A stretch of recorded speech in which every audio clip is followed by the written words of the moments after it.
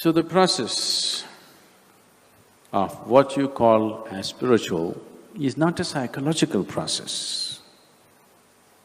Your memory has nothing to do with it.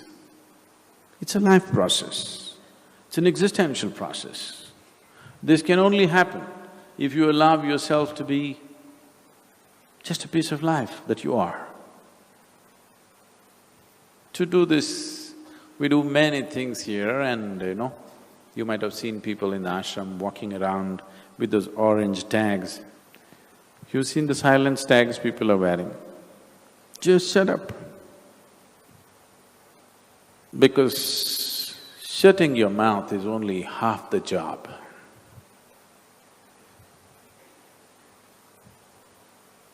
To become silent is possible only when you do not think much of yourself. If you think something about yourself, if you think, I'm smart, how can you shut up? You tell me. If you think, I'm smart, how can you shut up?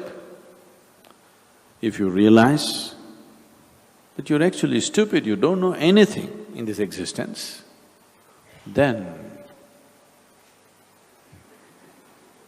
isn't it? Then you can simply look at life with great sense of wonder, without a thought appearing in your mind. If you think you are smart about everything, you got explanations and calculations and nonsense going on in your head. If you see one thing, 1,000 thoughts will go off, isn't it? You're not sitting here in the satsang totally silent. You're agreeing with me, disagreeing with me, making comments within yourself, making comments about the clothes that somebody is wearing next to you, appreciating it, depreciating it. Everything is happening. Am I wrong? Because the moment you think there is some value to what you think, then you can't stop it. No way to stop it. It'll just go on and on and on. When you see there is absolutely no life value to your thought process, it is just memory recycling itself.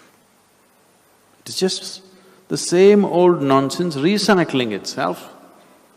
But if you're excited, if you're enamored by this recycle, if you think it's great, you cannot stop it. If you see the patterns of what it is, if you see the stupidity of what it is, then slowly you will distance yourself and it'll collapse. Because without attention, it cannot go on.